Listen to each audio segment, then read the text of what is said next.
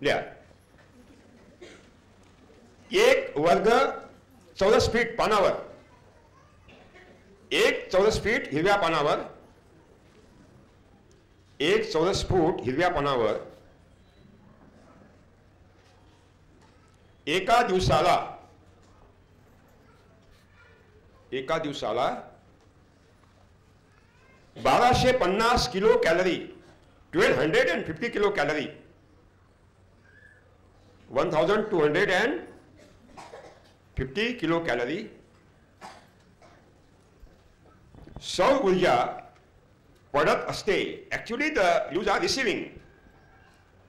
सौर ऊर्जा पडत असते.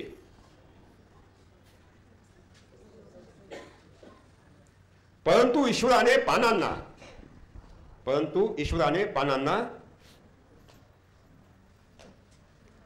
त्यापैकी फक्त 1% सौर ऊर्जा संग्रहित करण्याची क्षमता दिलेली आहे.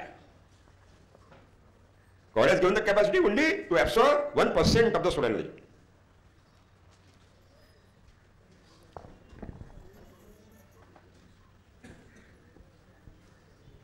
म्हणजे 1 चौरस फूट हिरवं पान एका दिवसाला, म्हणजे 1 चौरस फूट 1 square feet of the green leaf, 1 चौरस फूट हिरव्या पान एका दिवसाला सूर्यप्रकाशामधून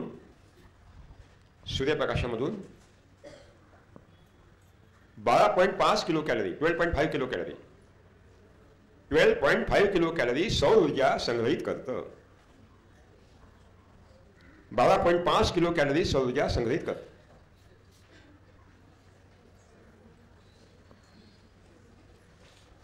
सोबत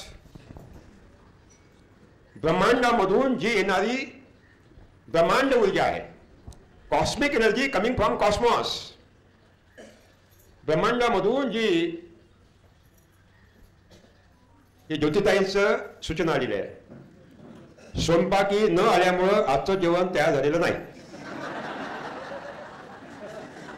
तेव्हा शिबिर कंटिन्यू करण्याला अडथळा नाही. ठीक आहे. लिहा. काय विषय होता? हा, ब्रह्मांड ऊर्जा आहे ती सुद्धा पानं शोषून घेतात.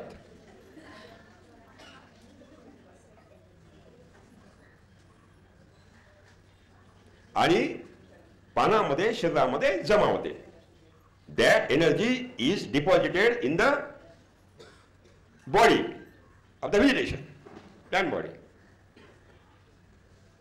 It becomes now potential energy. आता मला सांगा, एनर्जी कोणी दिली? सूर्याला दिली, ब्रह्मांडापासून आली. कुठे जमा झाली? पानामध्ये जमा झाली. आपला काही संबंध आहे का? मानव आहे का तुझं? नाही, मानव कोणीच नाही आहे. लिहा. संपूर्ण ज्वलन क्रिया झाल्यानंतर, after completion of the drawing process, संपूर्ण ज्वलन क्रिया समाप्त झाल्यानंतर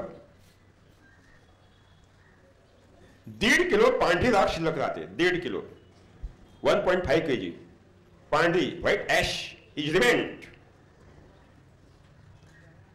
फक्त 1.5 किलो पांढरी राख शिल्लक राहते. मला सांगा, 40 किलो वजनाचा माणूस आहे, जळल्यानंतर फक्त 1.5 किलो राख राहते. आणि 100 किलो माणूस आहे, तो जळल्यानंतर किती? 1.5 किलो. हे वाढवण्याचं काही काम आहे का? 1.5 किलो शिल्लक राहते. हे 1.5 किलो राख म्हणजे खनिज आहेत. ही 1.5 किलो राख म्हणजे जमिनीतून घेतलेले खनिज आहेत. These are the minerals which are taken from the soil by the roots. सगळी खनिज आहेत.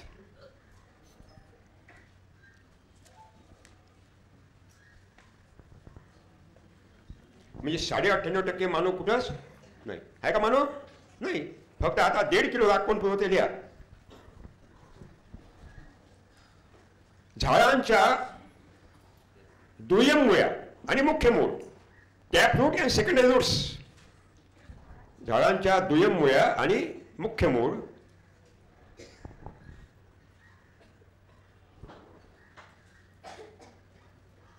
खोल वरून जमिनीतून अन्नद्रव्य उचलतात. Absorb the nutrient to the deeper soil. खोल जमिनीतून अन्नद्रव्य उचलतात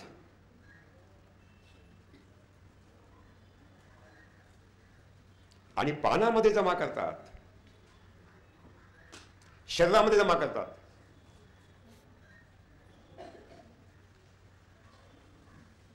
झाडांचं आयुष्य संपलं, झाडांचं आयुष्य संपलं की झाडं काय करतात? गळून पडतात, पानं गळून पडतात. झाडांचं आयुष्य संपलं की पानं काय करतात? गळून पडतात, झाडं गळून पडतात. आणि पावसात ते कुसतात, पावसामध्ये कुसतात. आणि ह्युमसच्या माध्यमातून मुळ्यांना उपलब्ध होतं, आणि ह्युमसच्या माध्यमातून मुळ्यांना उपलब्ध होतं.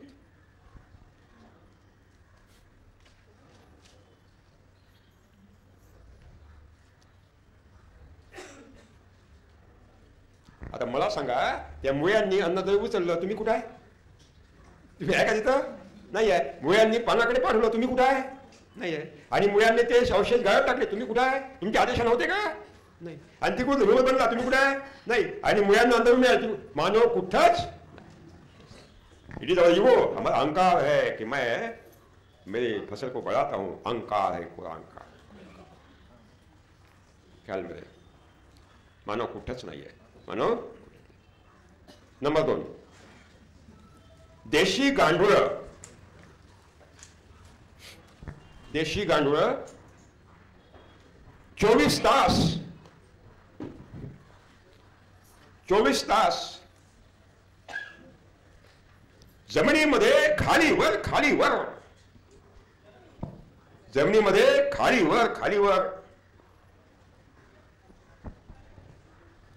येणे जाणे करतात. अपडाऊन येणे जाणे करतात.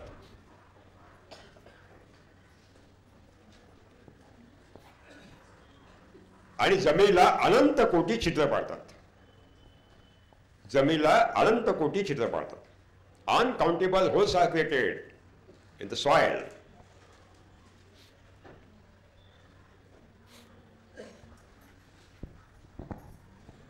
ज्या छिद्रामधून जमिनीमध्ये घुसलं, ज्या छिद्रामधून गांडूळ जमिनीमध्ये घुसलं, त्या छिद्रातून वर येत नाही. त्या छिद्रातून वर येत नाही. वर येण्यासाठी नवीन छिद्र पाडतो आणि वर येतो. म्हणजे छिद्र पाडलं, आता हे पहिलं छिद्र आहे, या पहिल्या छिद्र वर येते का? नाही. वर येतं, दुसरं छिद्र पाडतो आणि वर येतो, आणि आपली विष्ठा जमिनीवर टाकली. नवीन छिद्र पाडून गांडूळ वर येतात आणि आपली विष्ठा जमिनीवर टाकतात.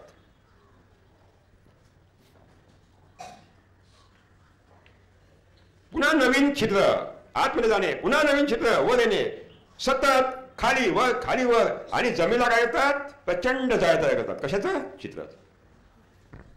A huge network of the holes created in the soil by means of the activities of the local organisms. म्हणजे या छिद्रामधून कितीही पाऊस पडो, ढगफुटी हो, या छिद्रामधून कितीही पाऊस पडो, एका दिवसाला 18 इंच संपूर्ण पाणी जमिनीमध्ये जिरतं.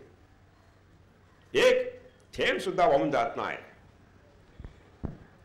संपूर्ण पाणी जमिनीमध्ये जमतं, जिरतं, भूजलामध्ये जमा होतं. Deposited in the water reserve in the deeper soil. हे सगळं पावसाचं पाणी भूजलामध्ये जमा करण्याचं काम, हे सगळं पावसाचं पाणी जमिनीमध्ये भूजलामध्ये जमा करण्याचं काम कोणती शक्ती करते? बोला. गुरुत्वाकर्षण शक्ती, ग्रॅव्हिटेशनल फोर्स. गुरुत्वाकर्षण शक्ती करते, ग्रॅव्हिटेशनल फोर्स करते. काय करते ते? वरून खाली, वरून खाली, वरून खाली, वरून खाली खेचण्याचं काम करते ना, खेचण्याचं काम करते. पावसाळा संपला, पावसाळा संपला, मग गुरुत्वाकर्षण शक्ती काम आपलं थांबवते आणि हे भूजलाचं पाणी वर आणण्याचं काम केशाकर्षण शक्ती करते, कॅपिलरी फोर्स. लिहा.